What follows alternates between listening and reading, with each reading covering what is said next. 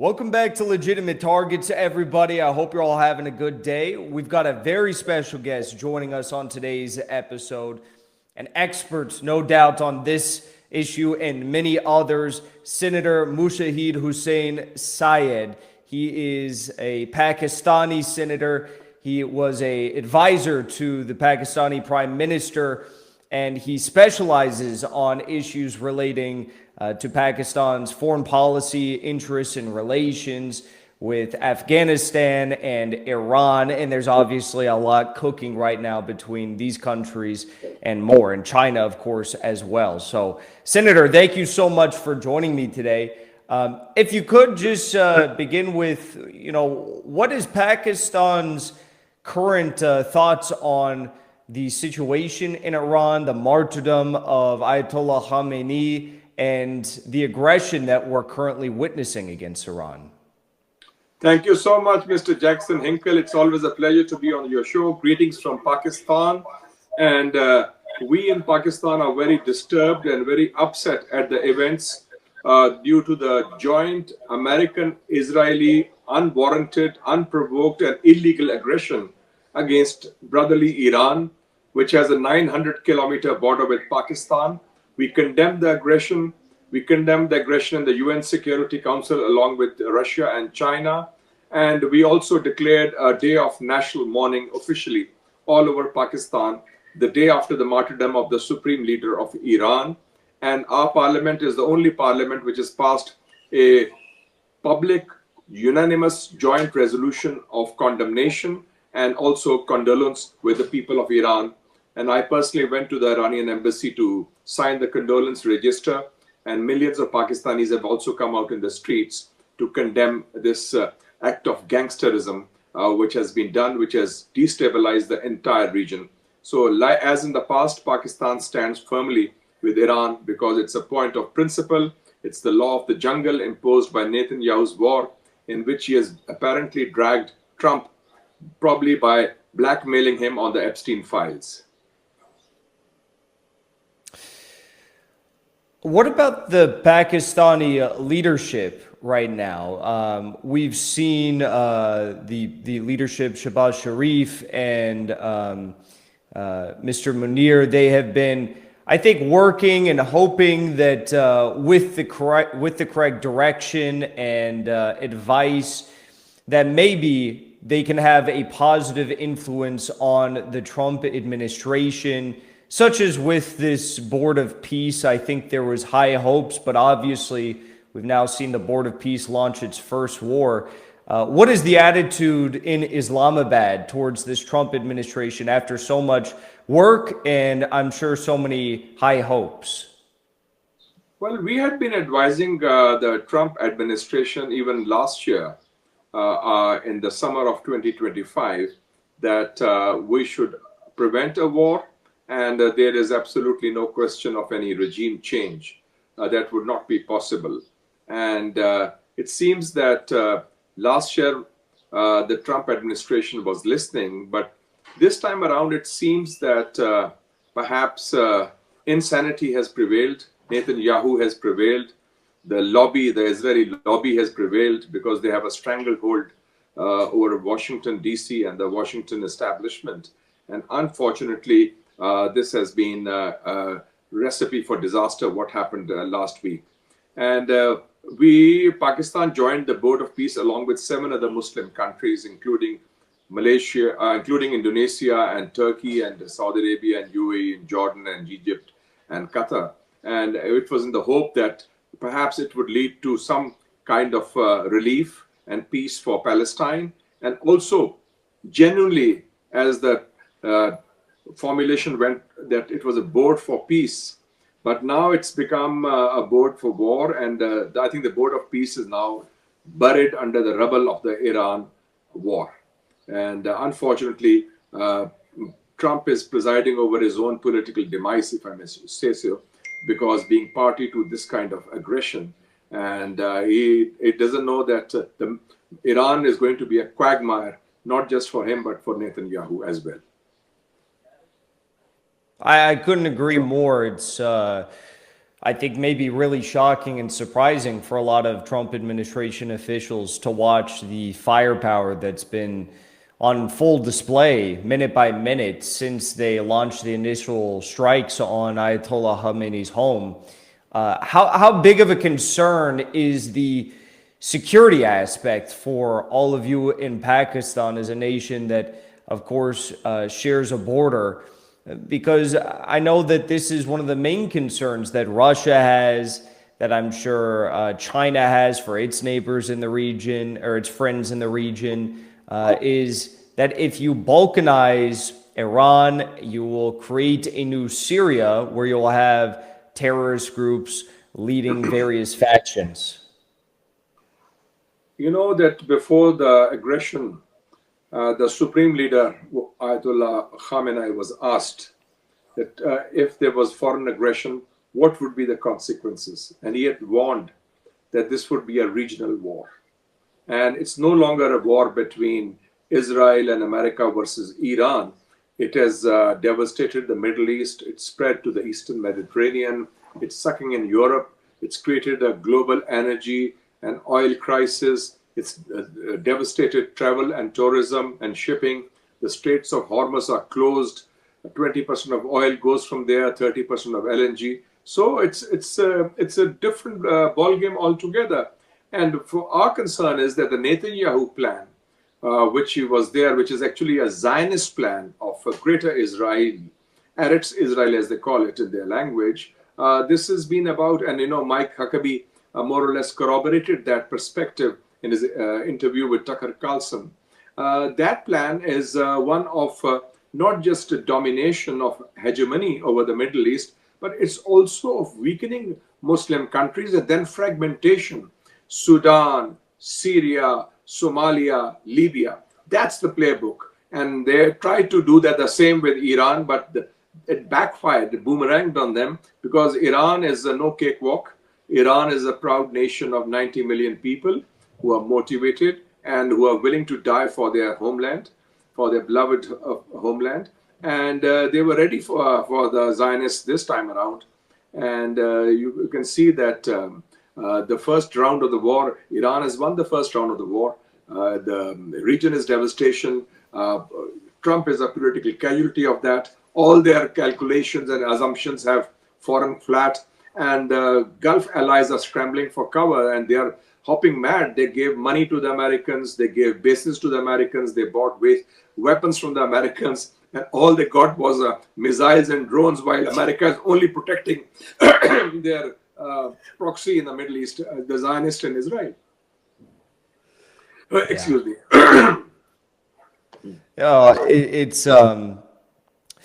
It's not surprising, as I think it was Kissinger who said it's dangerous to be an enemy of the U.S., but it's deadly fatal to be its friend. Fatal to be its friend. Fatal to be its friend. There you go. That's what it was. Well, one thing that I would imagine is on a lot of people's minds right now, mine included, is that during the 12-day war, former Russian President Medvedev, he said that Iran will likely develop a nuclear bomb if this war continues and spirals out of control. The START treaty has collapsed, the new START treaty, and he said the nuclear club will expand. Pakistan, as a nuclear state and a friend of Iran, is obviously in an interesting position right now. Do you think Iran will move forward in creating a nuclear bomb? And would Pakistan be, I guess, interested in that idea in any way, shape, or form? I don't think so that Iran is interested in making the bomb. Iran has strategic clarity on that. Yes, they have outstanding conventional defense mechanisms. There are two reasons for that. They did try initially, but then there was an edict, a fatwa from the Supreme Leader way back in 2004, where they said that the bomb is something which is amoral because it is killing humanity. And so they decided not to build it. However, they beefed up their conventional defenses. And what Iran said has been also corroborated by the International Atomic Energy Agency, that they do not have the bomb, they are not making the bomb. And above all, Tulsi Gabbard, the Director of National Intelligence of the Trump administration, in her report in March 2025, had also certified. And remember, the Tulsi Gabbard's organization represents 16 American intelligence agencies. So this was the collective view of 16 American intelligence agencies, including the CIA and DIA, that Iran neither has the capability to make the bomb, nor is Iran embarked on the process of making the bomb. And by the way, please see the testimony or statement of Dr. Omar al-Bosaidi, who is the foreign minister of Oman. And he said it on Friday, a week or so ago, just 12 hours before the aggression started, that peace is near at hand, and Iran has agreed on all conditions: zero enrichment, no bomb making of the bomb. And also, Iran has said it's willing to invite foreign inspectors for its nuclear sites. So, I mean, you couldn't get it was I think the best deal you could ever get. But this war is not about nukes or missiles or Iranian proxies. It's a more existential, I would even call it a civilizational war launched by Zionism along with its American allies, which is to attack the Islamic Revolution, which has been there since 1979, and which is a sore thumb sticking out for the Zionists and for the neocons who still are controlling part of the Washington security establishment, unfortunately. We see a lot of reports of Trump is considering troops on the ground in Iran. Frankly, I don't know how something like that could even take place. The buildup of troops in the region, as all of these countries where we'd be sending troops to are currently getting bombed. But what do you make of this? I mean, Trump said it publicly that he's considering it. A lot of military experts say this would be 9 months to have an appropriate buildup of troops in the region. But we do have special operations forces in the region. Do you think that's a sincere possibility we could see U.S. boots on the ground?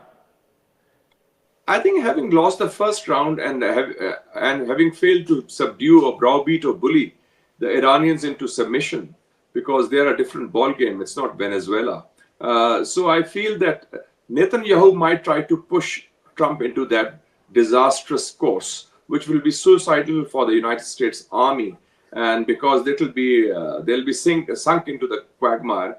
Because as you know, Jackson, that size does not equal strength. If that was the case, Pakistan could not have given a bloody nose to the Indians last May, because India is 6 times larger in size, strength, and numbers than Pakistan, or the Vietnamese would not have defeated the huge American army 50 years ago, or the Afghans could not have stood up to the American occupation. So I think this is a lesson of history. And if they embark on that course, I think before that they will try to do destabilization using some ethnic fault lines of Iran. And I think using the Kurdish card or the Arab card or ethnic card, which again would be counterproductive, and they're trying to do that. I'm so sure the Mossad and CIA are already planning that course of action. But I would feel that before that happens, I think Trump will snap, because Trump is a man in a hurry. He would like to declare victory as soon as possible. He would like to have a face-saving exit. And I think a face-saving exit perhaps can be provided, because the Iranians, in my view, are ready for a deal, but a deal based on honorable terms, on equality and reciprocity, but they're not willing to trust Trump and the Zionists. So they need strong, credible guarantors if there's going to be another peace deal between the two sides. Mm-hmm. Oh, they're definitely a pragmatic people, and I think that it makes sense. But, it was very odd. Right before this war broke out, we saw Indian Prime Minister Modi. I think he made the last official, state visit of any country to Israel before this war began. What do you think was the purpose of that visit? And for maybe those who don't understand, what is the Indian-Israeli relationship? Why is this so important to Modi? That's the million-dollar question, because he was the last foreign visitor on Thursday and the war began on Saturday. And first of all, you should know where Modi and Netanyahu are coming from. They are both ideological soulmates, and they both have the same ideology. India has what is called Hindutva, which is their local South Asian version of Zionism, bigotry and hatred towards the other, and which is also based on what they call Akhand Bharat, which means Greater India. And there's a map of Greater India inscribed on the Indian Parliament, which includes countries being part of India, including Afghanistan, Pakistan, Tajikistan, Bangladesh, parts of China, Nepal, and so forth. So that's just like Hakibi talking about Zionism and Greater Israel. So that's the one. So their hatred for the Muslims is a combining factor. Secondly, they are both similar in their approach to occupation powers. Israel in occupied Palestine, India in occupied Kashmir, trying to change the demographic balance, trying to use the same tactics of genocide. And the third important thing is, I think, having been sidelined by the Trump administration, probably Modi felt that the road to Washington lies through Tel Aviv, given that all powerful Israeli lobby, AIPAC, the Jewish lobby in the United States of America. And if you see the Epstein files, and I recently wrote an article on that, the geopolitics of Epstein files, and I said that in that files, in the first time around, Modi sent his special envoy, Mr. Ambani, who is one of his cronies, business cronies, billionaire business cronies, to Epstein, that how to engage with the Israelis and the Americans. And according to Epstein in that report, he said that he almost mentored Mr. Modi before he went there, and he sang and danced for the US president in Israel, and it said it worked. So you can see the close nexus, and Mr. Ambani conveyed the message from Mr. Modi to Mr. Epstein, Jeffrey Epstein, that's his, I think it was 2017 apparently, that the biggest enemy of India is China and China's regional proxy, Pakistan, quote unquote. So, this is the worldview. So this is what they share. So there is a commonality in that. And during the Gaza genocide, India was the only country in the global south that supported Israel in the Gaza genocide, because in 2024, Al Jazeera documented that Indian markings were found on ammunition and arms which were used against the people of Gaza. And during the May 2025 war, Israeli Harop drones were functioning on behalf of India against Pakistan, manned by Israeli technicians. So there's a very close Indo-Israel axis, which is based on an ideology of hate and a common worldview, because they are both fascists and racists at heart. And Senator, I have one last question for you. We have obviously seen, prior to the war in Iran breaking out, some clashes back and forth with Pakistan and Afghanistan. And we actually saw the Russian Foreign Minister, Sergei Lavrov, he came out and actually condemned and critiqued Afghanistan for, I think his words, I don't want to butcher them, but hosting or allowing terrorists to operate from Afghan soil and operate against Pakistan. Some of these terrorist attacks we had been seeing. So that was a very big move from the Russians, a country that's done so much to build up relations with Afghanistan recently. How is that situation right now? Has it subsided a little bit? And what do you make of Pakistan's relations with Afghanistan moving forward after these events? You see, Pakistan is very concerned. We were the ones who were very clear and critical of the American war against terror, the so-called war against terror. And a lot of the Taliban leadership in the past were hosted by Pakistan. They had sanctuaries in Pakistan because we didn't want to see devastation. And we have been a model host, probably the most outstanding host, hosting 4 million Afghan refugees for 40 years in Pakistan on our own.